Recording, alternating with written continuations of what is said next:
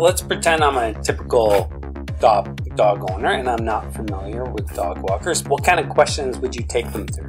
So the most common problem that I see when I see people walking their dogs in public is dogs pulling. I think communication is key, big. How many dogs is too many? More than 4. How do you deal with leash reactive dogs?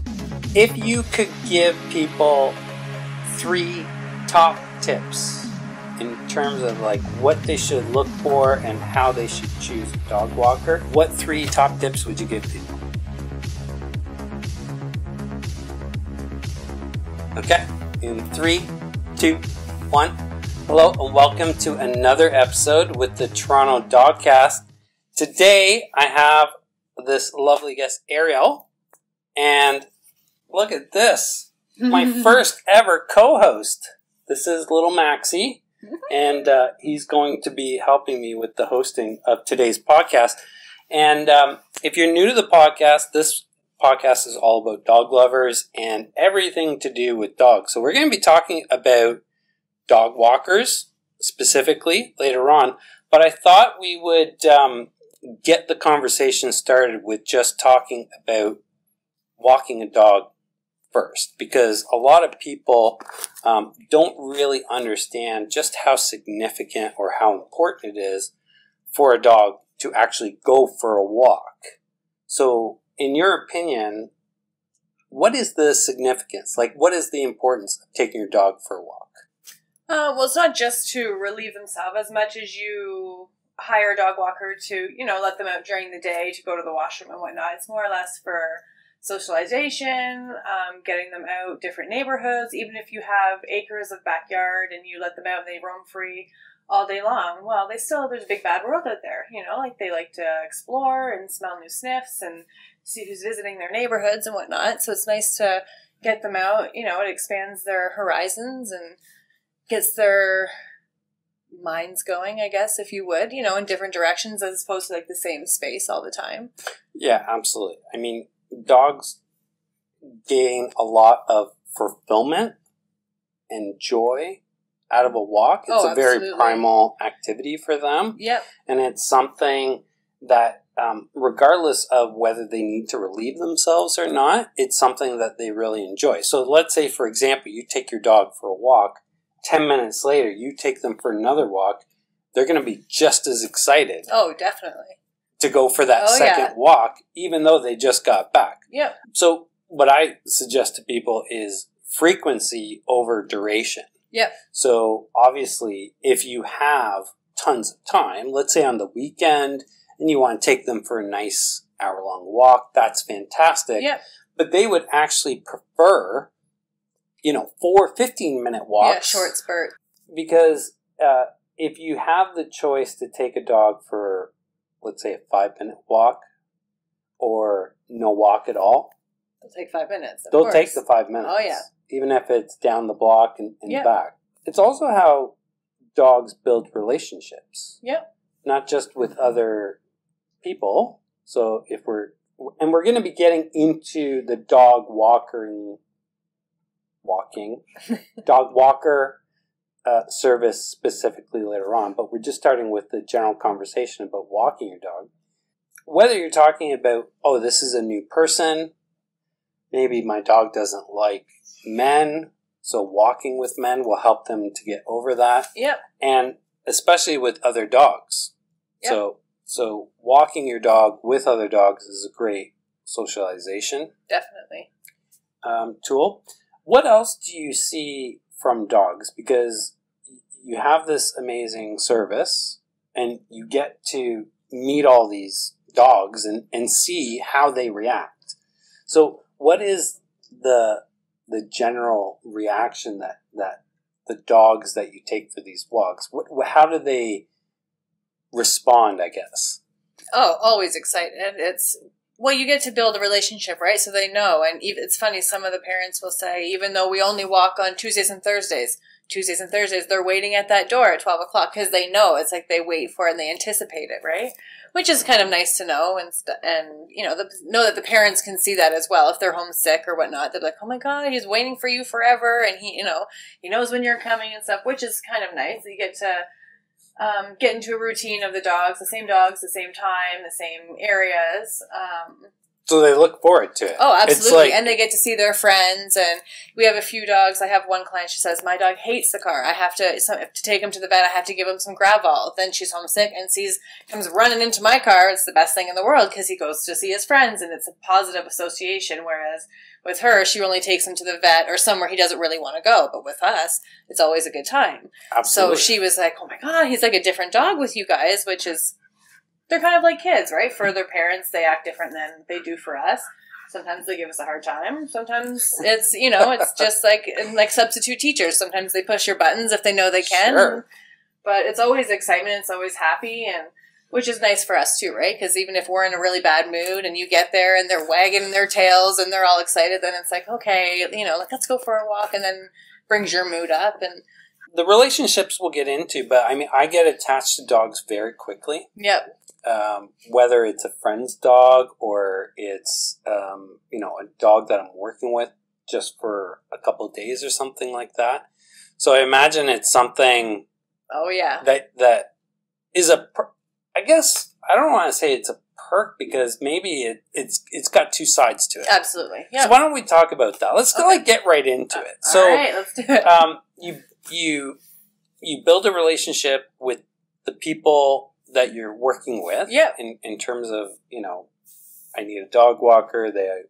I'm guessing that they would talk to you first before they made the decision. Yeah, yeah. And then you build a relationship with the dogs when you're walking them. So what's that like? It's good. It's nice to, everyone's got their own personality and all the dogs have their own little quirks and traits, and you get to know them all and, what dogs work well with who, and some dogs don't work well with others. So then, me personally, those are kind of my favorite. I hate to say that, but you get to build more one-on-one bond with them, sure. Right? Like it's a full half an hour of just you and him. We have one shepherd, and he's typical shepherd. He doesn't like the other dogs, but him and I, like, we're besties. We go to the drive-thru for a Timbit. We, if it's raining, it's, you know what I mean? And I know that him and I have a bond, like, if anything ever happened, like, he's also a shepherd, so he's the type of breed, but, if we've came across another dog and he's stood right in front of me, like, I'm his person, one of his people. I've also became really close with his parents as well, which is nice. You get bonds with both sides, right? You do build a lot of relationships, and sometimes it comes tough if they move away. I've had some move away, and you're like, oh, it's hard really to see them go, and, but hopefully, like, I've had a few that just move, an hour or so away, and I've kind of, search out another dog walker in hopes that, you know what I mean? Like, I want to know to make them feel that, like, I just love your baby. So hopefully, I want somebody else to take care of them as well as we did. For sure. It's hard when they pass away. We've had a few. I had one Great Dane that passed away last year, and he was my very first client, like on my own. I also have my own two Great Danes, so they were all really good friends, and I watched them. And I was in Cuba, actually, and got the phone call that he had passed away. And, I was devastated for a while. Like, I was really close with him. So for me, it was almost like losing one of my own dogs. I don't think people really expect you to get that kind of close with their dog, right? They don't expect, they're just a dog walker. We hire you, you let them out for a pee. But they don't, I'm with your dog for an hour a day, sometimes more than an hour a day. So, yeah. All right, so let's get into the actual dog walking service. So let's say somebody is interested in getting a dog walker. What are the typical types of questions that you take them through to kind of, like, let's say they're not sure. Yeah. And they're just like, well, I'm thinking about getting a dog walker, but I'm not 100% sure or whatever. Or maybe it's not the right fit for you. Yeah. Right? Yeah. Because I would assume that not every single dog, or maybe is it the case where every single dog is eligible to participate in the dog walking service. They all need love. For sure. What? The harder cases are sometimes the more challenging cases are my favorite. They're ones who make you work for it and make you really work to get that walk. I like those guys. So let's pretend I'm a typical dog owner and I'm not familiar with dog walkers. Maybe I have a puppy. Maybe I just adopted a dog and I'm going to work for a long period of time. A lot of people work for, 9-10 hours a day or something like that. What kind of questions would you take them through? Well, I usually ask, like, what breed of puppy do you have? Like, what more or less are you looking for? Are you looking for just to let them out, for depending how young they are, just to pee before they have all of their shots and stuff? We call it puppy care, just kind of 30 minutes of letting them out, snacks and whatnot. Or if you have an older dog, would you be interested in the 30 minutes or 60 minutes? I kind of take them through what we do, or would you like a private walk or a group walk? There's all different aspects. Everyone wants something different, right? What time frame are you looking for? And everyone's got a different answer. Everyone's got a different question for because everyone's looking for something a little bit different. Mm-hmm. But generally it's, like what services do you provide? What happens if my dog's not dog friendly? Do you still offer, which we do private and group? But it's mostly, a lot of people want to know, is it just you who does it? Do you have a team who does it? If it is, are you bonded? Are you insured? A lot of people like to know that we all are police background checked. Like I make sure all of my girls, I take them all through. You have to, when you're going into someone's home, it's a big trust issue, which I find a lot of people have the issue with, is bringing a stranger into their home. And a lot of it's word of mouth. So, which I find a lot of clients, if you use me and then you refer me to someone else, well, if they use you, then it must be, it makes me feel a little bit better. And I find a lot of people that's what is leery in the beginning with a lot of people, is the trust factor of bringing a stranger into their home. Well, because, you're giving somebody a key. Yeah, a key or a code. Code or something, entry to your home when you're not there. Definitely. So, I can totally understand why people would be a little bit curious about what is all entailed. And if you know somebody that you trust and they're like, you should definitely call Arielle. She's the best. Yep. And I've never had a problem with her and that kind of thing. So you get a recommendation or you have a conversation with somebody, and what's the next step? Then I usually suggest going to do a meet and greet. Generally, I'll give them the basic, what we charge and what we offer over wherever they message me or call me from. But it's always easier to do things in person. So I like to go there and meet the dogs and meet them and let them know, again, some people they always have more questions. They always think of more questions by the time you get there. And, will you feed them? Or what if they don't poop? Would you bring them in the backyard to go after your walk? Just because sometimes they don't like to go on their walk. They just like to go in the backyard. So, sometimes we get some quirky little fellas that we have to work with. And so you're saying that there's dogs that prefer to poop in their own backyard? That won't go on a walk. We have lots. And then we have ones that will only go on a walk and won't go on their backyard. Then we have ones that'll just go anywhere, house included. This little guy. Yeah. Maxie is notorious for that. Are you a house pooper? You know what? He's a little munchkin, and I think he does it for attention because he hasn't had an accident here yet. Okay, I think as you would progress, one of the questions that my neighbor asked his dog walker is, will you towel off my dog? Yeah. Because he's got a St. Bernard, which is a really big dog, and it's got a lot of fur, and when it's messy out, whether it's raining or something like that, and she comes inside, she is covered in muck and stuff. So that was one of his questions. So is that something that you do? We have quite a few really fluffy dogs. It's the same thing. In that case, if it's super rainy and you're getting into it, I might cut 5 minutes off at the end of your walk, just because by the time you start your walk and you finish it, and then if you've got a super busy day and you're toweling off every dog, but this dog is going to take 20 minutes to to towel. It's not just a little guy that you're me, and you're done, good to go. How'd that go again? I love sound effects. The sound effects are amazing. So what you would... Okay, so that makes sense. So if you're looking at a dog... So let's say I have a St. Bernard. Yep. And that's going to take you 10 minutes to towel a St. Bernard off, which I would think that's fair because it's a massive dog. So, and I had a half-hour walk booked with you. Yeah. You'd walk I wouldn't cut them 20. I would cut them a few minutes short just to get them back and get it started so that you're not like at the end. But again, only if I had, it's raining. A lot of the dogs hate the rain. It always congests your day way more between having to towel everyone off and everything. But it's kind of part of the job, right? It's same as I've had a lot of clients, like, what if they make mess in their crate? If it's an everyday thing, I would probably be like, maybe we should talk about why he's pooping in his crate. But things happen, stress, they get upset tummies. I could never leave a dog in their crate and, you know what I mean, and not clean it up or whatnot.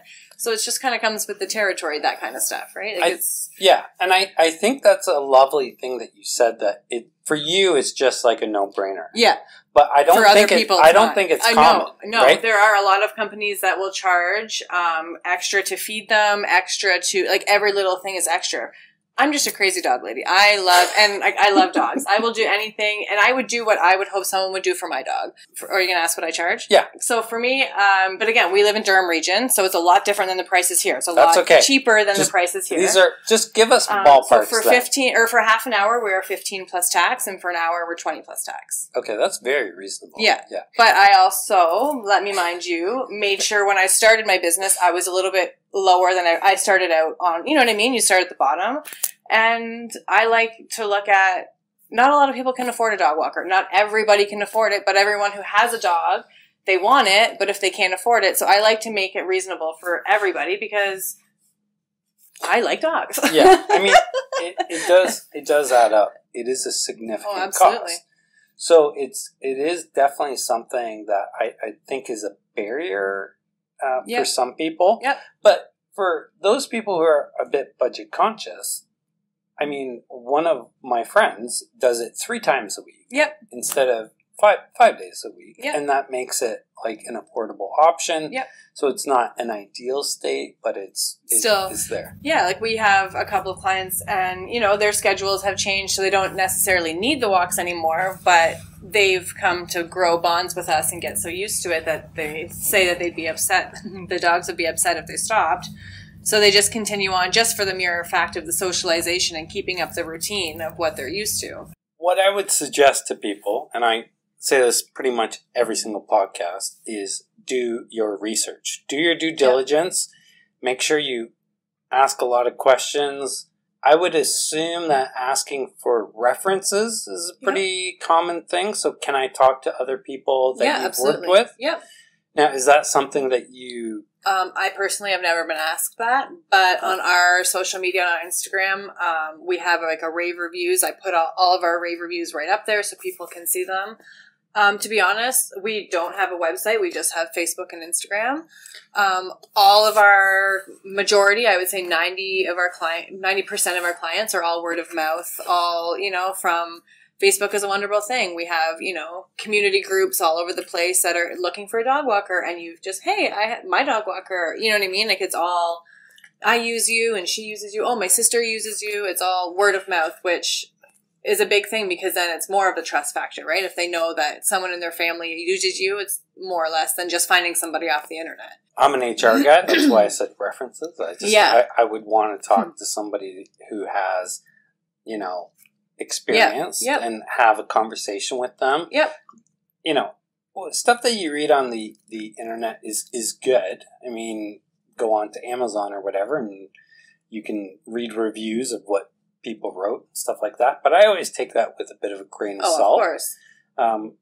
But actually talking to somebody, you can, get into, hey, like, what's it really like? What's, how did your dog respond? Like, did you see any improvements or the rest of it? So yeah, do your due diligence. Ask a lot of questions. Ask around at your local dog park. You would be surprised. Like, the people who visit the dog park are generally people who are dog lovers or who use dog walkers or, whatever you may be looking for. So that could be in your local area, like people who use local services in your area. That could be like a lot of our clients will say, oh yeah, we were chatting about you at the dog park. So it's a good way to mingle about it and get to know about local services and companies.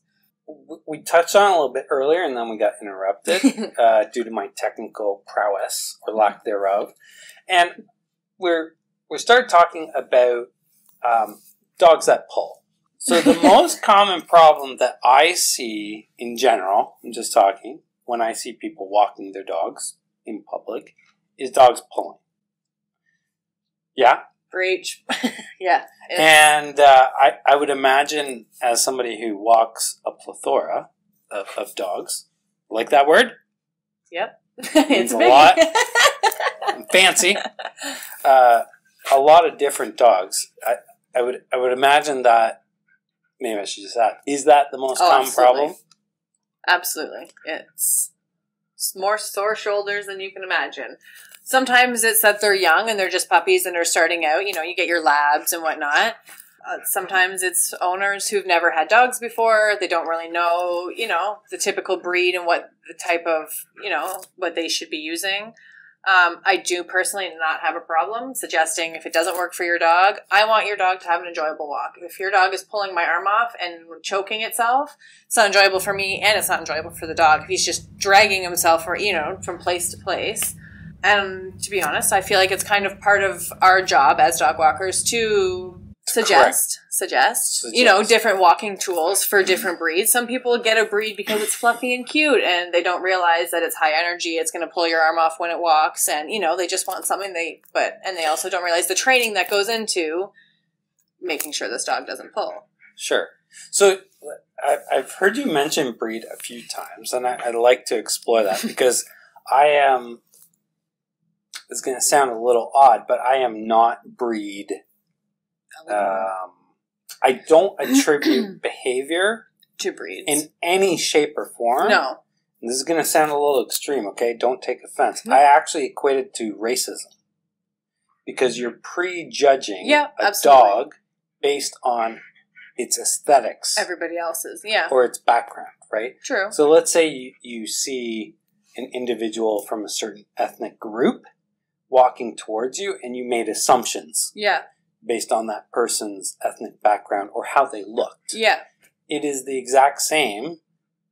And I know it sounds extreme, but when people say, oh, you have a German Shepherd, therefore you have an aggressive dog. Or you have a pinscher, so therefore you have a guard dog. Or whatever the case may be. Or like you have a little miniature poodle who's going to be yappy. Yeah. Right? So it doesn't matter. Sorry, he's a little clumped right now. It doesn't matter how they're packaged. At the core of it, and this is just my personal belief, so if you guys disagree with me, if you're making assumptions based on a dog's breed, whether they're positive, like, oh, labs are super friendly. Oh, yeah. We've had an aggressive golden retriever. You would never think that. I would. Yeah. Because I look at a dog as a dog first. Yeah. So the breed specific stuff is like just how they look. Mm-hmm. It is their packaging and the rest of it. It's just like people. So some people have like really long curly hair like yours, which is beautiful. I have short crappy hair, right? Or some people are shorter or taller or heavy set or thin. You know what I mean? And it's the same like dogs. Like they come packaged in lots of different ways, and that's our doing. Mm-hmm. But essentially, at the core, they're all dogs. Just like you and I are both people, even though we have very different backgrounds, we have different experiences, we have different families, all these different factors have influenced us. But essentially, we're still people. Yeah. We're people first before we are, a gender or an ethnic background. And that's how I look at dogs. Yeah. So I don't look at, that's a poodle, you're going to be barky, even though that was one of his problems. You know what I mean? What I look for is just like, what is that dog telling me in terms of its behavior, right? So if I told you that the way dogs walk is more dependent on the person than their 100%. Personal yeah, you would agree? Oh, yeah. Like I've taken a few different courses. Like I took an actual professional dog walking course. And it's all about where you're looking, where you want their focus to be. If you're looking over here, they're going to, well, what's over here? But if you're looking straight, well, what's straight? You know what I mean? It's all about your energy, where you want them to go, your focus, and your, if you're just letting them run ragged all over the place, well, then that's your own fault. But if you rein them in and, sit, stay, don't get me wrong. No, we don't always do that. I like them to have fun. I like them to enjoy their, Sure. Their play and whatnot to a certain extent. It gets to a point where you're pulling my arm off, rein it back in. Now we're going to have to. But then it gets into like, am I a dog trainer, or am I, you know what I mean? Like it goes, sometimes it's almost, people get a dog walker thinking, well, why do I need to take my dog to training when she's going to teach it how to walk on a leash? But that's not exactly, like my job. Like, don't get me wrong, I will, because I want your dog to have an enjoyable walk. But if your leash is in the exact same spot every time I put it up there, and the next morning and I know you're not walking with your dog, then you don't know your dog's pulling my arm off. So why would you correct it?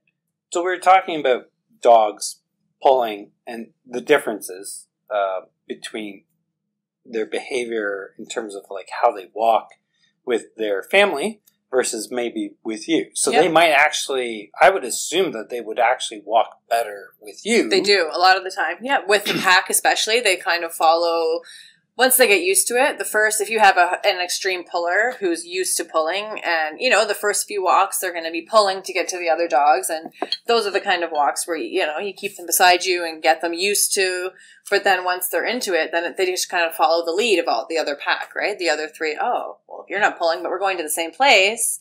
Why do I have to pull? Which is kind of nice. I love bringing, we have an older Weimaraner, Slade. I bring him with all the puppies. To integrate them all in. He doesn't take any crap. He'll walk super well with them. He likes it. But the second that they're at a place, lets them know. And they're, oh, you don't like that. And they learn real quick. And sometimes that's what they need to follow suit of the older dogs and the ones who are going to show them. And sometimes there's just no hope. Right. But you know what? I'm up for a challenge. And, sometimes, again, those are the ones who make you work for it and make you work for their affection. And then once you have that breakthrough and they have that moment of like, oh, I get all these treats or I get all this praise when I'm walking really well beside her. Like, this is great. And then it's like, oh, like, where have you been? You know what I mean? Like, where was it? It's almost just like a light bulb goes off and they're like, oh, like, okay. But it's not easy to get it there all the time. I can't tell you how many people have gotten really upset when I've grabbed their dog and their dog's a puller and they're all over the place, and then they walk with me and they're completely calm and right beside, me and that kind of thing. So they get upset and they don't understand, well, what's the difference? It's the same dog. Like Maxie, right? Max is, his nickname is Mad Max because he's like bouncing all over the place. He's barking, he's whining, he's doing all sorts. I've had him since Thursday, which is just a couple of days, and he's completely chill. Yeah. Right? So people are a bigger influence on a dog than a lot of families really understand. Yeah. And, I've seen a lot of dogs who are out with their dog walker and they're perfectly calm, they're chill, they're walking with other dogs, everything is copacetic, and then you see that same dog with their family, they become dog reactive and pulling and all that kind of stuff. Because pulling isn't, I know a lot of people don't mind it, but they don't understand the significance of having your dog way up in front of you pulling. Yeah. And they see things first before you see things first, right? Yeah, absolutely. And they're experiencing everything first. So let's say there's another dog coming towards them. Well, if your dog is 5 feet in front of you, they're going to meet that other dog way before you're going to be able to get involved, right? And that's stressful. Absolutely. For them. It's also not a shared experience. And that's one thing that we touched on at the beginning. A walk, in my ideal world, and this is, again, just my opinion, but a walk should be a shared experience. Yeah. Meaning that it's something that you're participating with together. Yeah, it's enjoyable. And it's, it's not just, come on, let's go for a walk, and you're in, you're out, they do their business. It's, oh, good boy. And you know what I mean? They like to know their praise. They like to know, especially you've been gone all day, or you're going to be gone all day. Mm-hmm. It's that time for you to connect with your dog before you leave them for the day, or before you've been gone all day. It's time for you to come home and, okay, now it's our time to, it might sound stupid. What did you do today? You know what I mean? Like, I asked my dogs what they did. I know you did nothing all day. You just probably sat around and did nothing. But, like, tell me about it. Like, I look like crazy when I'm walking down the street with my dog because I'm talking to them. Sure. But, like, for me, that's what it should be about. You know what I mean? Good boy you sat when you sat at the corner. Or good girl you didn't bark when that dog came by. You know what I mean? It's all into the routine. And if that's their daily routine, they look forward to that. They look forward to that connection. And that's your time. And, you know. So it's important, absolutely, for them. Yeah, definitely. Okay. So let's get into some of the more specific questions about dog walking in terms of, like, the service. So, we talked about what people should look for. And again, don't make assumptions. No. Always do your due diligence. Ask lots of questions. Yep. Be curious. Be skeptical. Yep. In a positive way, obviously. Don't be a dick about it. Touche. Well, I mean, some people, when they're being skeptical, it's like in a negative way. Mm-hmm. And I encourage people to be skeptical from a curiosity standpoint, right? Yeah. Like, be like, okay, well, what is this about? What about this situation? What about that situation? Do you do feedback as well? We do notebooks, actually. So every dog has a personalized notebook with their name on it. So after each walk, you know, peas, poos, had fun with their friends. And then they sign their name. And so they know who walked the dog that day. You know, if they saw their friends or if they didn't go to the bathroom, they know that maybe they have to go when they get home. Again, this is something that you guys do. Yes, me personally. Do you find that every, or is it a best practice for dog walkers to leave notes afterwards? I think so. I worked for a company before my own and we didn't do that. And I always wondered, how do they know we were there? Like, how do they know? So I would personally always leave the leash somewhere rather different than they left it. How do they know? What if they ate something on their walk? Do you know what I mean? And there's nothing there. So as soon as I started this, that was the first thing I thought of. Okay, communication is key. People are crazy about their dogs. They're their kids. They like to know what they did. That's why the social media is big too. They like to go on and see the stories of what their dog did that day. I can go on lunch and be like, oh, okay, my dog saw with Max today or whatnot. But if they don't, then when they get home from work, they like to know, oh, okay, like I can read my notebook. Oh, she got into something on her walk. Maybe she needs to go to the bathroom or maybe, you know, I think communication is key, big. How do you recommend choosing the right service for your dog? So let's say that there's somebody out there watching who's considering, okay, should I get a dog walker or should I get doggy daycare or what else is out there? All dogs are different, right? Like some dogs are very high energy and they love other dogs and you think, oh, like doggy daycare seems like a really good fit. But then they get there and, you know, a lot of dogs make them anxious or, you know, it's just not really a good fit for them. Their play all day is too much. They get tired.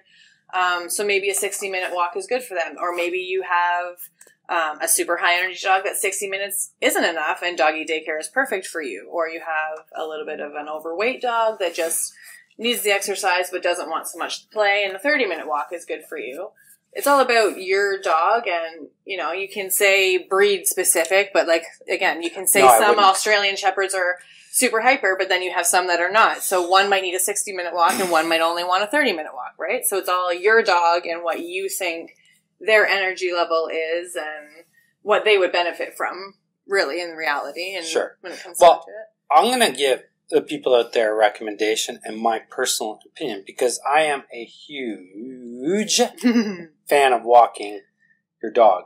I think it is the number one activity you can do with a dog that is going to tick every single box in terms of not just what they need, but what is going to fulfill them. Yeah. So what's going to make them content and happy, right?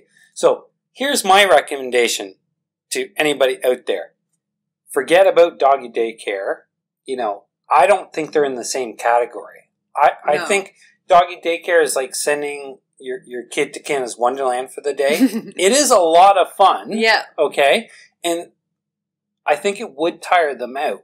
However, it's not structured. It's not something that is going to give them a lot of value. I do think there's some socialization perks that can come out of it, but I also think just letting your dog go wild at a doggy daycare all day isn't going to be anywhere near the value that a dog is going to get by exploring the world preferably with other dogs. Yeah. Right? Yeah. And if I had a choice, right, if it were me asking for a dog walker, I would want my dogs to be with other dogs. Yep. And versus the private, I think it's a healthy, productive thing. So think about it this way. What is going to be better for my dog's mental health, the physical state of mind, but also just like providing what a dog needs to be fulfilled? Walking a dog is going to give you all of that and then some. Yep. Versus, look, I'm not knocking doggy daycare. Please, no hate mail and stuff like that. I'm just saying, I think they're in two different categories. They are absolutely two different things. Yeah. Right. So if you have a dog that is in need of, put it this way, if your dog isn't getting a lot of walks, they don't need the daycare. Yeah. Right? They need the walks. Yeah. Right? So what I recommend to people, well, let me ask you, how often do you recommend to your clients that they should walk their dogs? Them personally? In general. Well, that's their own issue. I personally, twice a day, at least, I would say 3 a day is the minimum. Yeah? Yeah, I always recommend a minimum. Like morning, noon, night? Well, it doesn't have to be morning, noon, night.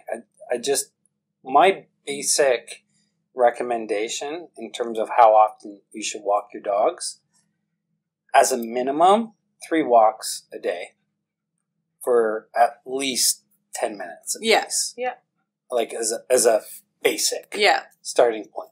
So what I do as an individual, morning, after work, before bed. Yep. And that's a nice like way to bookend the day. Yep. And split it up into pretty much like 8-hour chunks or so, like give or take. Mm-hmm. But frequency over duration is always better. Yep. So whether it's like, let's say I need to go to the store or something, I'm going to take the dogs. Even if they don't need to go out or whatever. If they're allowed with me, if I'm not in an environment where dogs aren't allowed, dogs are going to come with me regardless. Just because the more you can walk them, the better. Now, do you have people ask for multiple walks in the same day? Yeah. Okay. We do, like if they work a 12-hour, they'll ask for, like a half an hour here and a half an hour, or an hour here and an hour. Break it up every so often. Okay. Sometimes it depends on, we do offer a day rate, which is between 2 and 4 hours. So for those dogs, if you're a good dog and you get along with all the other dogs I'm going to see, I'll just take that dog for the day instead of doing the two separate. So he comes on my all the different walks throughout the day. That's awesome. One thing that I want to stress, I feel is a very big thing, is that when people hire a dog walker, they think that they don't have to walk the dogs themselves. That's a big thing that we notice. Don't get me wrong. Not everyone has the time for 2 or 3 walks a day. I understand that. If I walk them once a day, I understand that. But if I'm coming every day and your leash is in the same spot every day that I left it then I know you're not walking. And then, I think that's a big reason why people get a dog walker, so that they don't have to walk their dog. Yeah. And don't get me wrong, I love walking your dogs, and I love it. It's my job, and I love it, love it, love it. The way I see dog walkers is a great supplement to what you're already doing. There's a reason why my tagline is, if you love your dog, take them for a walk. Mm-hmm. Like that is one of the earliest things that I got going with the channel, because I wanted to express to people just how important it was for them to walk their dog. Regardless of all the other activities that you do with your dog. So you take them to an off-leash park, that's great. You take them to doggy daycare, that's great. Regardless of what you have, I have a pool in my backyard, again, that's great. All those things are fantastic, but it does not, it's not a substitute for walking your dog. Yeah. And even things like I rollerblade with my dogs, and that's a fantastic activity for the dogs, but it's still not a walk. So they're not stopping to smell and getting all the stimulation. Exactly. Yeah. So there's so many things that fulfill a dog from just a walk. It's a very primal activity. Like, I cannot emphasize like just how significant it is for your dog. So to the people who say, I don't have time to walk my dog, I respond by saying it's probably a time management issue. Yeah. And let me work with you to help you to find some time. Yeah. And I always equate it to going to the gym. So people view taking their dogs the same way that people view going to the gym. Now, there are some maniacs out there that are gym rats and they love the gym. That's not the majority of people. Right? So people look at it like walking my dog is a chore. It is not a pleasant experience. Yeah. So what I try to help people to understand is that it is a really significant activity and it's worth investing the time to figure out how to do it correctly yourself. And then in the meantime, you know, get a dog walker to supplement what you're already doing as well, because that's going to benefit your dog because they'll experience walking with other dogs and other people and so on and so forth. So walk your dog, people. Well, I get a lot of clients too. Well, so-and-so walks so good for you. I don't understand. Well, no offense, but when's the last time you took him for a walk? Like, if you're not walking him and he's into my routine, he's into my groove with my, you know, and my commands and my energy. But when you walk your dog, or if you walk your dog, now he's into your energy and your groove. And if you aren't, you know, making him heel and walk beside you and you're letting him all over the place and he's dragging you, well, you're not going to want to walk your dog. But if you get into the routine of doing it like I do it and, you know, well, why does he walk so well for you? Well, he would walk well for you too if you structured it and did it the same, you know, into the same, but you can't walk your dog once a week and I walk it 5 times a week and you expect to have the same outcome, right? Yeah. People don't understand the level of affection that comes from the person that walks their dog. Absolutely. So one of the things that people get upset, well, maybe upset is the wrong word, they get a little bit annoyed, is when their dogs show me more affection all the time than their family, and they don't understand why. And what I tell them is, first, I smell like bacon. Okay? But the real reason why dogs are very affectionate towards me is because I walk them. Yeah. And so you must experience this as well, is that like they have, and so people will say, well, yeah, but I have this beautiful house and I bought the bed and I feed my dog like all this expensive food and I give him treats, like that should make him love me. Yeah. And I'm just like, well, those things are great, but it's still not as significant. No, as they the crave walk. affection and praise and, you know, and when they're walking and as soon as, I'm sure you're the same, you know, they do something and they go to grab a piece of garbage, leave it. Oh, good girl. They strive for that, you know. Oh, I left it alone. Oh, now I'm a good girl. And I used to bring treats to get them engaged and now I don't have to. I just use my high-pitched voice that they all love. Yeah. And, you know, and then they're constantly looking for it. Like, was I a good girl? Like, was that good? Did you like that? You know, and I love that. Like, I love when they look to me like, was that, like, that's what you wanted, right?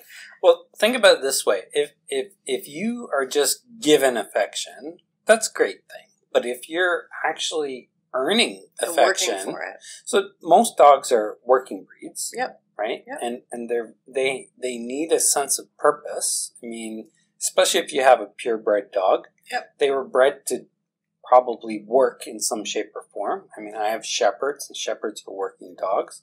So they crave that stimulation of going to work. And for a dog to walk loose leash beside you and to focus and concentrate on that activity and focus and concentrate on you as well, and then they get rewarded with affection, it's like that.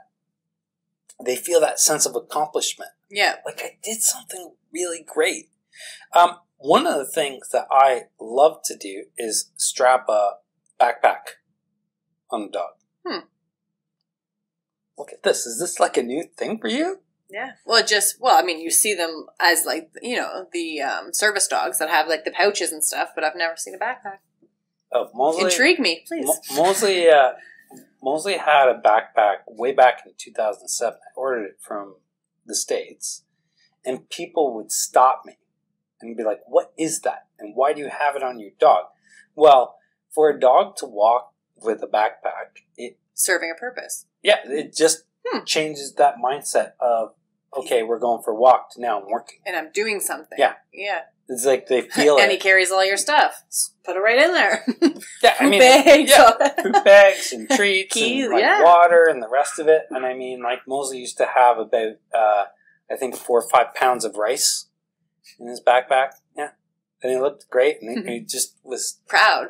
Tall and proud and the rest of it. Yeah. Yeah. So, yeah, walking your dog and giving them affection in terms of like you're earning it, it's so much more valuable than just, oh, here's some affection. Here's some affection. Yeah. Why? Because you're there. Yeah. Kind of thing. Yeah. Like Maxie is completely, you're neglecting your duties as co-host. Look at him. He's like asleep. I'm pooped. Okay. Why? Because he got lots of walks and he's happy. He's content. And I mean, Max is a good example of, an overly excited dog who's bored out of his mind because he doesn't get much stimulation in terms of like actual walks. He only gets 3 walks a week. But because I've been taking him out every day, this is a much different dog than he was 2 days ago. And I mean, look, dude, you're here for 2 weeks. So, I mean, like, this is going to be boring. I mean, I'll do extra stuff with him, but like, this is already a huge improvement. A night and day kind of difference. And that's the significance of what a walk can do for you. Okay, so let's move on to the Instagram questions. So every podcast, before the podcast airs or gets recorded, I post on Instagram. So I'm going to put both of our Instagram. I'm going to put your Instagram like right about here. Okay. Okay. And then I'll put my Instagram like right about here. And I post on Instagram. Here's the topic. Here's my guest. Tails to the trails. And I'll put that there, and I'll put it also below in the description as well. Perfect.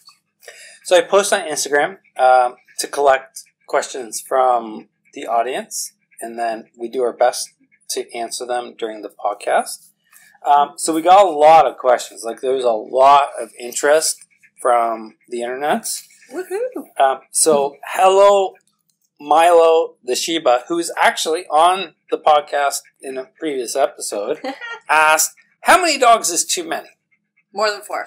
More than 4. Personally, legally in Toronto, Mississauga area, 4 is your limit, and unless you're on the sidewalk, you can do. But for me, 2 and 2, that's just what I say. I've seen people do up to 6 and 7, which I'm sure is fine, but I look at it like, how are you structurally keeping them all, and how can you pay attention to, I don't know. For me, 4 is my limit. That's just personally me. Well, so what I think we should talk about as we're going through these questions is best practices. Yes. Same. So I think from our conversation, okay, you guys are really getting, it's like the camera and dogs' asses. Oh my God. It's like a magnet. When we answer a lot of these questions, it's going to be best practices. Okay. It's not going to be what everybody does or what is typical. Yeah. My personal opinion is that when I see dog walkers, they often have way too many dogs. And I mean, I've seen up to like 8. Yeah. I think. And they're probably dragging them all over the place. Well, the dogs are kind of dragging them. Yeah. And so, again, it's one of those things. And I get it from a financial standpoint. Yeah, because you're getting paid 8 hours for the price of 1. Exactly. But when you go home and you have to ice your shoulders because you've been, pulled in every direction all day. Well, they don't actually hold the leashes. Like, a lot of the dog walkers I've seen, they just have them attached to the waist. Yeah. Or whatever. Mm-hmm. And they're just kind of willy-nilly walking through, and the dogs are all over the place. Some people have asked me, are you a dog walker? Because they'll often see me with multiple dogs. And I'm like, no. Although it's a nice compliment. And the biggest difference between how I walk a dog and I think how dog walkers do it is that all my dogs are in a perfect line. So whether I have 1, 2, 3, 4, 5, they're all like right next to each other, like in a row, shoulder to shoulder. So I think, 4 is a great number. Yep. And if you're looking into getting a dog walker, I think that would be very high on your list of questions. Yep. To say, like, how many dogs, because I think a group walk is awesome. Yep. Yep. But how many dogs is too many? 4, I think, is a nice number. Yep. We got did my job okay. He's like, are you going to pay me? I'm like, yeah, I pay him in treats. He works cheap, this guy. Okay, so 4 dogs, good amount, and that would be my top question. And if you do see a dog walker with, 6, 8 dogs, a lot of times they're heading straight to the dog park. They're not really walking the dogs too much. I find anyway. I've seen. Have you seen that? Lots. So that's another question. Well, sorry, where we are, there's not overly as many dog parks, I think, as here, whereas in Toronto, more or less, they probably gather because it's more concrete, right? So they go to the park more or less to get them in the grass and stuff, whereas for me, I'd rather walk them in, like, on the street, not on the street, but in the areas and in the trails and stuff than take them to the dog park. Well, here's the thing. If you're going to the dog park and it is like a treat and like a supplement to the walk. So, for example, my dogs always get a nice long walk, and then as a treat, they got off leash time, and then it's like time for them to have fun. Yeah. But it's not a substitute for the walk. Again, it's always back to the walk is like the foundation. Yep. It is the fundamental that they need. The off-leash time is fun, and it's like recess, right? Yeah. It's like you go to school, you go to class, and then you have recess, and then you go back, and so on and so forth. You can't praise and stimulate every single dog when you've got that many dogs. Well, think about it. It's just like class size at school. Yep. Right? The higher the class size, the lower the attention that you can pay to each student. Another question that we got from the Instagrams is, how do you deal with leash reactive dogs? No, we got lots of them. Leash reactive is if your dog is on a leash and they see another dog and become aggressive.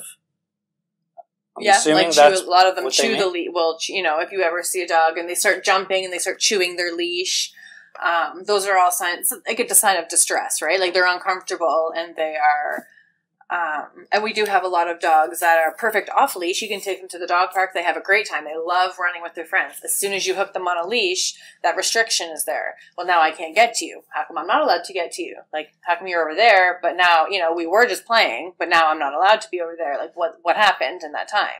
For me, I look at it like, if you don't ever stop the dog. If you have a dog who doesn't like other dogs and you make it sit there while that other dog is walking by, for me, it's like an axe murderer. You're sitting there and it's like waiting for them to come by. You're like, oh my God, it's coming, it's coming, it's coming, it's coming. And you're so amped up and you're getting riled and riled. For me, if you just put yourself a wide distance, cross the road, sometimes many roads, and so that there's fair distance, they're obviously still going to see each other. Sometimes you don't have the option of not, but just keep walking. And I always praise, and talking through them is a huge thing. Good boy, you're doing so good. Watch me. And as soon as they watch me, good boy. Like, they love to know that they're doing good. They love to, even though they want to be looking over here and they could be losing their mind. But I try and step myself in between this dog and this dog, or whatever. Sometimes it's not even dogs. It could be cars, skateboards, sidewalks, anything. I always talk them through it, like just try and decrease their stress and bring them down from that level of, like they're so aroused and they're so like, I can't believe, like they're amped up. And then it's just like, oh, okay, she's telling me, she's calming my voice. Like, I don't need to be that calm. Okay. And then it's like, as soon as the thing passes, it's like, good boy, like you did good. And they're like, oh, that wasn't so bad. Like, I lived through it. But if you make them sit there and anticipate it coming to them, it's almost like they're getting so worked up that, you know, it's just like anticipation. But if you keep them walking and keep them engaged and going through it and not, then I find... Well, what people don't understand is first off, it's natural for dogs to get excited when they see another dog. Yes. Because dogs are very social animals, right? So what usually happens is your dog sees another dog. They get excited. That's the first. It starts off with excitement. They get amped up. Yep. And then if they're on leash and there's tension on the leash, then that turns into frustration. Yep. It's like, well, I want to go say hi to you. And he wants to say hi to me, but I we can't. Yeah. And I'm being like physically pulled back, and then there's a bit of pain maybe involved, which sets off the adrenaline. So it escalates very quickly. Yep. So if your dog isn't socialized properly, it's like they crave that interaction, and that's usually how dogs become aggressive.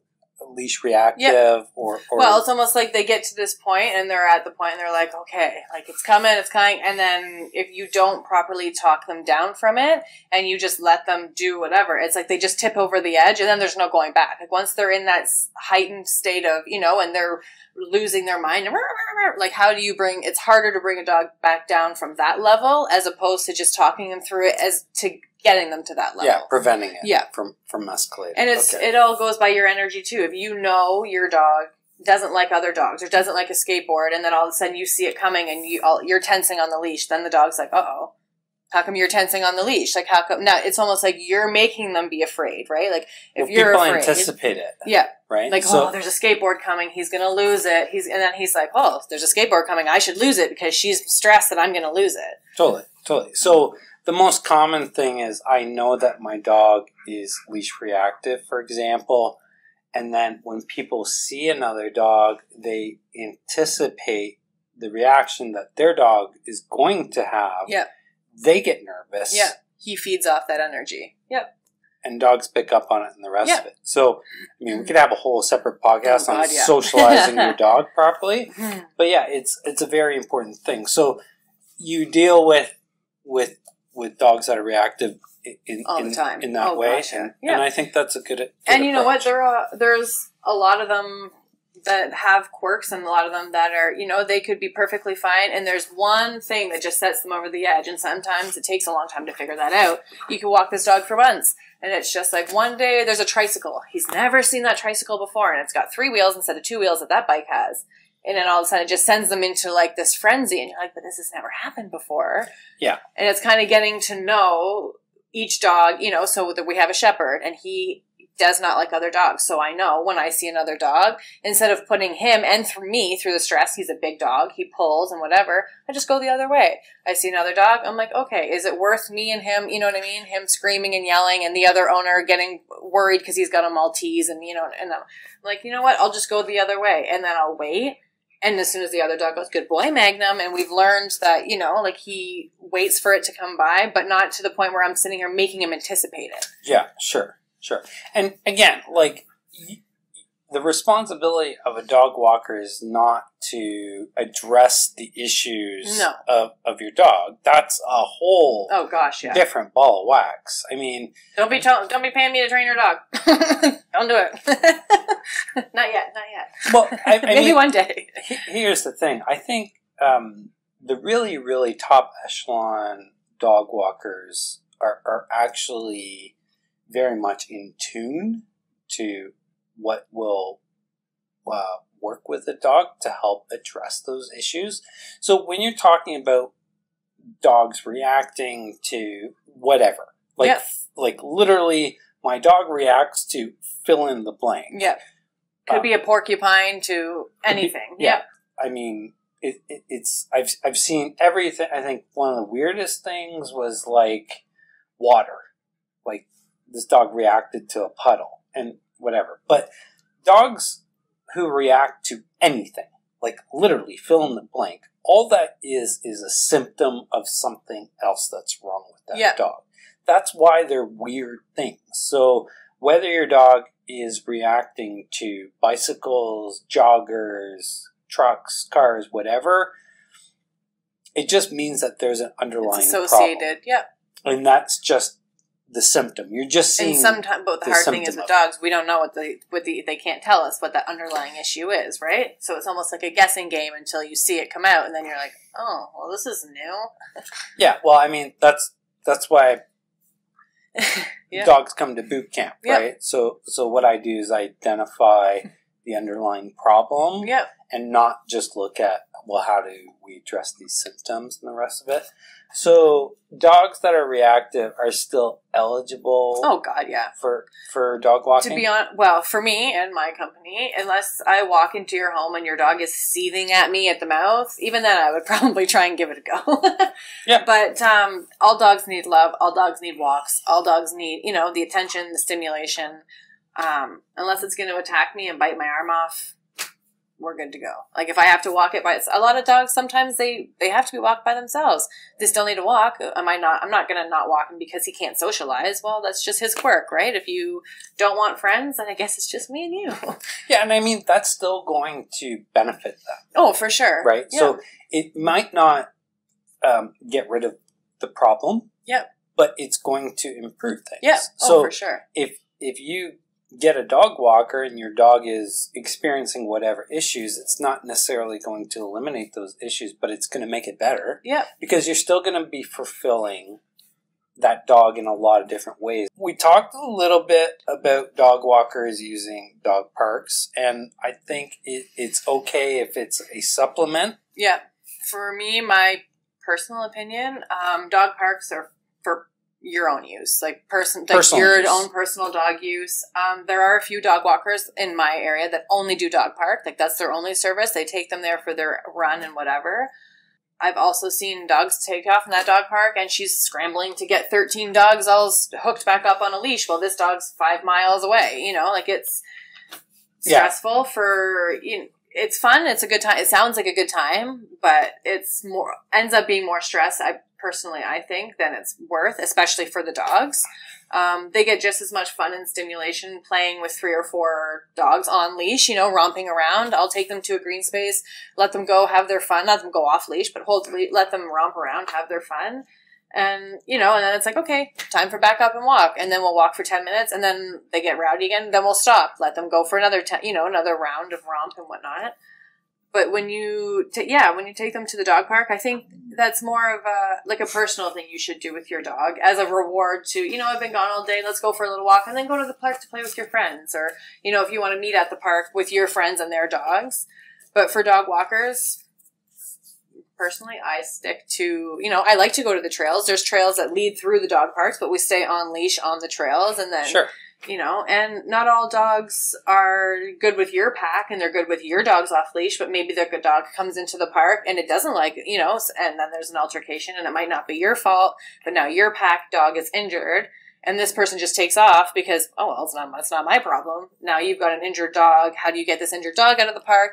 It's too much. It's too stressed. I'm stressed just thinking about it. I mean, look, dog parks are pretty controversial. Yeah. Okay. Yep. I have very strong opinions on dog parks. And they change very rapidly. So 1 minute, a dog park is a great environment. It's all calm. It's full of really cool dogs that are all having fun, and it's wonderful. I mean, literally wonderful.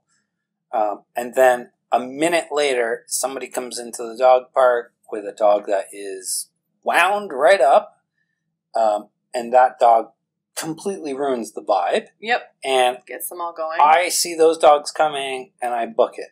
Yep. Right? So I think we talked earlier about, I've seen a couple dog walkers heading towards the dog park while I was in it, and everything was fine. And these dogs were like off the scale, and I left. Yep.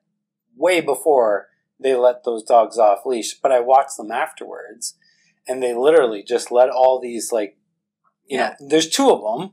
They each had 6 dogs. So and now you've got 12 amped up dogs raring to go. Yeah. And within seconds, there was probably about 4 or 5 fights, and I was like, yeah, it's a bad vibe. Yeah. Right?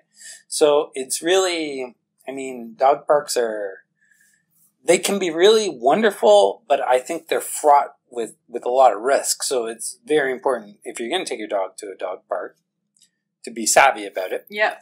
and to ask your dog walker whether that's something that they're going to do. I personally make it known we don't do the dog park. That's not our thing.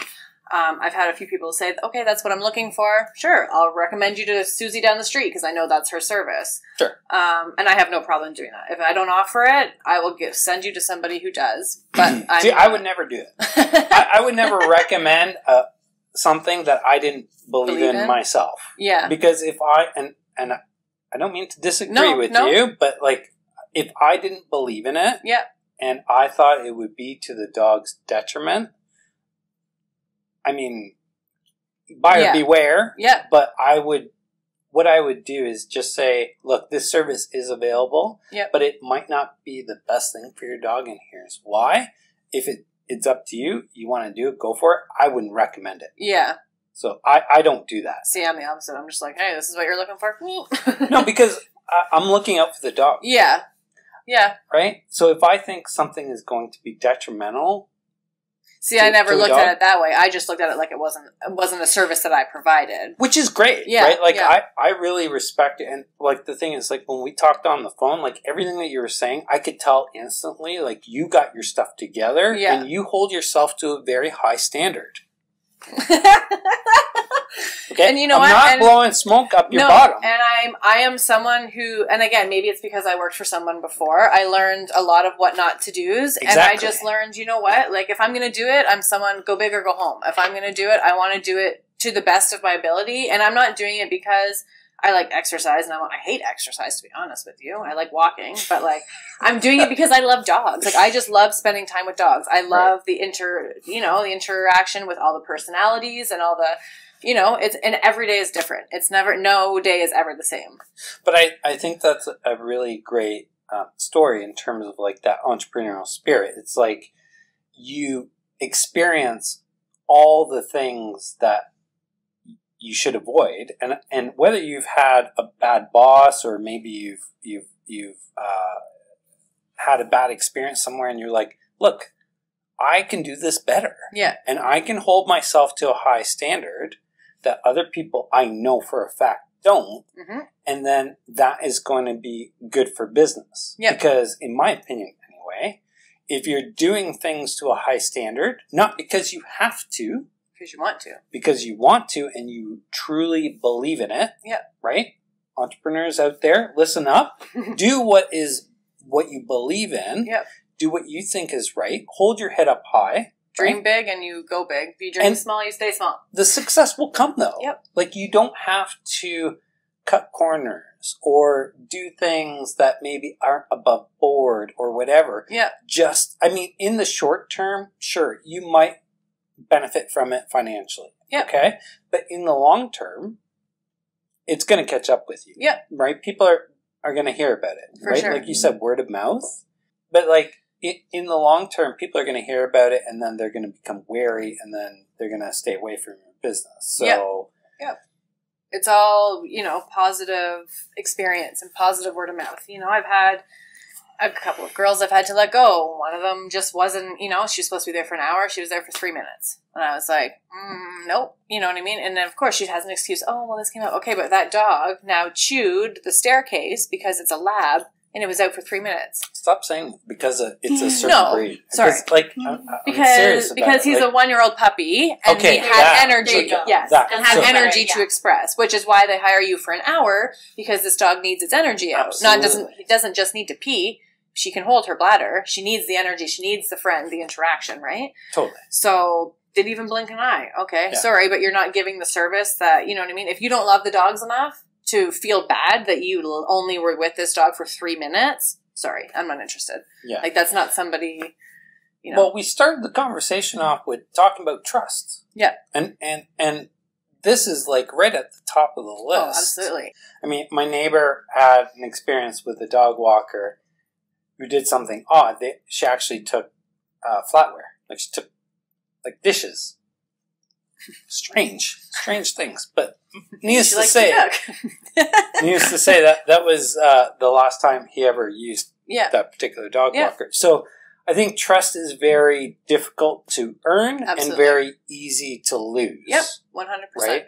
And you running a business and really understanding it from like the level of trust that you're getting from your clients. Understand, like, look, we're going to do things right, because if we don't, we're not going to have very much business for very long. No. But also because it's the right thing to do. Yeah. Like, a lot of people, when they find out that we're not only are bonded and insured, but that a lot of my staff, or all my staff, have police background checks. You know, it's not mandatory. It's not something that I know a lot of other companies do. But for me, it gives me peace of mind for as much as it can anyways. And it's just something extra that all the clients know. Okay, well, if she's coming, you know, that I'm doing the effort to do as best as I can to ensure that who they're bringing into their home is trustworthy. Yeah. Like, that's, you know, it's a big deal. And we have a lot of clients that are in law enforcement and such. And for them, that's what they say too. You know, it makes me feel better that you went above and beyond to ensure for me that, you know, you did what you could to know that as best you can that they're trustworthy coming into my home and having my key. That makes a lot of sense. Totally. And I mean, I'm in HR, so criminal background checks are extremely common these days. Do you prefer certain collars or leashes? Personally, no. Everyone's got a personal preference. I and my team will not use a retractable or a flexi leash with the retractable line that goes in and out. I've had too many accidents with them. I've seen too many people who think that they've caught onto it and they've locked it and it hasn't. Their dog's halfway into traffic, almost being hit by a car. They get tangled. Even if it's on, you're only walking one dog, it gets tangled around the trees. And, you know, like 6 feet of leverage is more than enough for your dog. Like 20 feet to be in front of you. Why does your dog need 20 feet to be? It doesn't. Well, you know why? It's because they don't trust their dog. So people have flexi leashes because they don't want to take their dog off leash because they're worried that they're going to bolt. Mm-hmm. But so they want them to have the freedom of roaming around. Yeah. So it's a trust thing. And it's a big, like those, if you're going to a dog park and you don't want to let your dog off leash, or you're going somewhere where there's other dogs off leash and your dog is not, and you have one of those flexi leashes, try grabbing onto that sucker. Have a good time, because you're going to lose half the hand on your, it hurts. Well, it's amazing. The products that they sell for dogs that are very popular are actually some of the most detrimental to them as well. Yeah. What about, this isn't a question from the internet, this is a question from me. What about harnesses? I know you're going to be like, that's wrong. I love a good harness, personally. It depends what dog. A front clip harness for pulling. Like, we have a few huskies that had the back clip harness, and I was like, so now it's just a sled dog who's like, you know, literally dragging me. No word of a lie, drag me down the hill. Okay. But I don't mind the Easy Walk front clip harness. A lot of our boxers, huskies. Okay, so front clip it clips to at their the front, so it chest. pulls them to the side, as opposed to giving all of their back, like the harness clipping at the back. It gives all the power in their chest and their back. So I don't mind a harness. Okay. I will say. To me, unless it's going to hurt me or hurt the dog when we're walking. Every client, every parent has their own, personal preference. But if it doesn't work for that dog, like I've had a few dogs and I've said, like, that's not a beneficial walking tool. Like, we need like a choke chain for a husky. Not so much. But why do you keep saying breeds? Well, that's just what he was on. Like, he was on he was literally, that's what he was, and he was choking me. So I was like, he doesn't need, like, it doesn't matter what breed it is. I don't think a choke chain, really, like, if it can walk properly, I have a bull mastiff on a choke chain. He walks right beside me, no issue. He doesn't pull and he doesn't whatever. But when the husky was on there, he was like to the point where he's choking himself. That's not a proper walking tool. Well, here's the thing, right? So I think what we're talking about. I knew I was wrong. Well, it's like any tool. If you use a tool incorrectly, it's not good. So whatever you use to walk your dog, what you got to look for is how much effort am I putting into it and what result am I getting? Mm-hmm. Okay? So if I can walk a dog with one finger, that is like zero effort. The only reason why I do it is just to demonstrate to people. I'm not trying to show off that I can walk a dog with one finger. I'm just showing them that you don't need to put effort. It's not about how physically strong you are to walk a dog. I mean, look, like you walk 3-4 dogs at a time. So it's not about physical strength. It's about knowing how to walk the dog correctly, right? Thanks again to everybody who submitted those questions on the Instagrams. It was fun. Thank All you. 3 of them. If you could give people 3 top tips in terms of like what they should look for and how they should choose a dog walker, and be biased because I think you should be. Okay. What 3 top tips would you give people? Look for, 1, make sure that they're insured. A lot of, and I'm not just saying it because I'm a bigger company and whatnot. A lot of the smaller, just one-on-one people who would do it for fun or just do it on the side for income or whatnot or hobby generally don't have insurance. If something ever happened, not good. Trust is a big thing. Gut instinct. I'm a big gut instinct person. If you always meet the person, don't just hire a dog walker and babies. Would you hire a babysitter who you didn't meet first? No. So, like meet and greet, big thing. Meet them, one-on-one meet and greets. Talking to someone on the internet or on the phone, it doesn't do it justice. Meet them, get their vibe. Dog people are weird. I'm weird, but there's a lot of strange people out there, and it's just, meet them. Do your research, listen to what other people have to say. And don't just, like you said before, don't just read what you say, comments on the internet. If you have a friend who uses a dog walker, well, who do you use? Oh, okay. Maybe look into that. Ask around, do your research. If your dog is your baby, like most people, you don't want to just give it to anybody and hope for the best. Like, you want to give it to someone who you know is going to do your dog's service and, give them some love. Yeah. Yeah, and I think what you're trying to say is, like, if you're going to find a dog walker, and this is my personal opinion, I want to find somebody who cares about my dog as much as I do. Yep, absolutely. Right? And if there's that passion and there's that care and that enthusiasm, that's going to translate into a great experience with that particular dog. For sure. Like, I personally have no shame when I meet somebody. I generally apologize after because I don't even look at the person. I go right for the dog, to the floor. I don't care. I don't care what I'm wearing. Like, there's no shame here. Like, if you love what you do, people will see that, and that's who you want to hire. You don't want to hire someone who's walking your dog just for money, because if they poop in the crate, will they clean it up? Maybe, maybe not. Or, you know what I mean? Like, there's all little things that you have to look into it. Like, what if your dog got injured? You have to want to know someone who's going to take care of your dog rather than just, put them back in the crate and then you get home and they've got a huge gash and they're like, well, where did this gash come from? Like, well, I don't know, but like, you walked him, so you do, you know what I mean? Like, you need someone who's going to communicate and treat them like your own. Yeah, and make a list of everything that's important to you. Think of as many situations as possible. So the example that we gave, like, what if it's raining out and your dog's all muddy? Yeah. How those particular situations are going to transpire. Think of as many questions as possible. Do your due diligence. Ask a lot of questions. Talk to a lot of people. Be the crazy dog mom. Like, don't be ashamed of it. Like, they're your baby. They are your kid. I have clients who are always, oh my God, I'm so sorry. Like, I don't mean to message you. What are you sorry for? If I was worried about my dog, like if she didn't poop last night or this morning, why are you sorry for texting me to see if your dog pooped? Like, you want to know you're worried? Text away. Like, you have to feel comfortable knowing that your dog's in somebody else's care, just like you would with your kids. Okay, awesome. I think that is fantastic advice.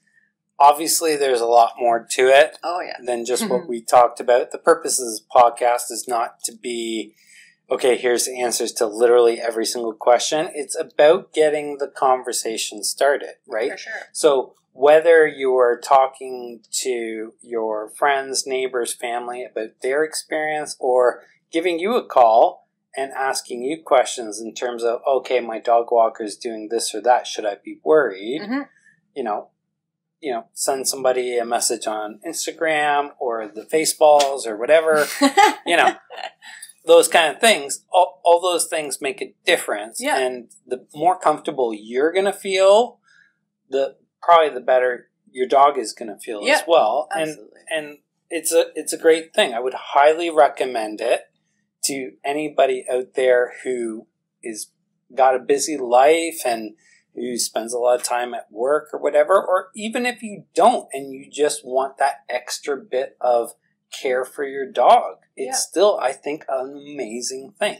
Well, a lot of people, too, don't like the dog park. They don't want to take their dog to the dog park, but they want their dog to socialize.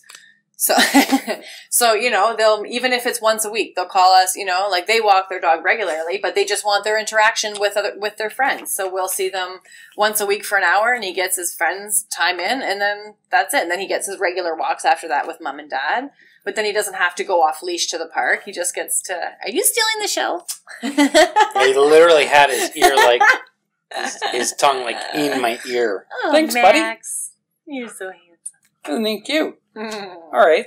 Well, thank you so much for coming on. I really appreciate it. I learned a ton, and hopefully you guys did as well. If you have any questions, I'm going to put your contact information below. You can find your Instagram and all that. Is Instagram a good way? Email? Yeah. What would you prefer? Yeah, Instagram's good. We do a lot of stuff on the Instagram. Check us out. It's a good time. Lots of fun. Awesome pictures too. I love seeing all the stuff that comes on your feed. And yeah, that's it. So if you love your dog, take it for a walk or hire a dog walker. There you go. That's awesome. High five. Did you have fun? I did. Okay, awesome.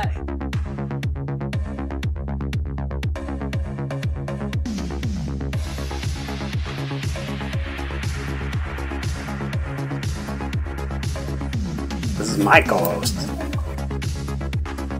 No, you little fucker. Did you just drink my water? Mm-hmm. Dogs and podcasts. Mm-hmm. Don't mix. Yeah. Mother trucker. Oh. This is my YouTube debut. I can't screw this up. I'm going to lose this gig. My toilet's going off. That snort is going to be a highlight reel fucking.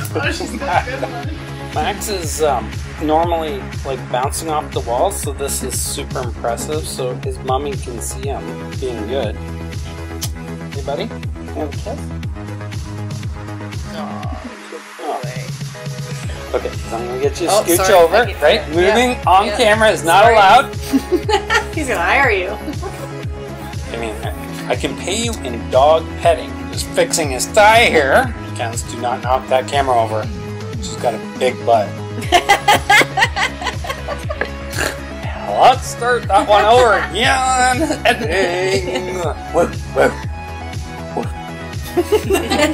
This is a PG show. It's the tie. Okay, third time lucky? Yes. Okay.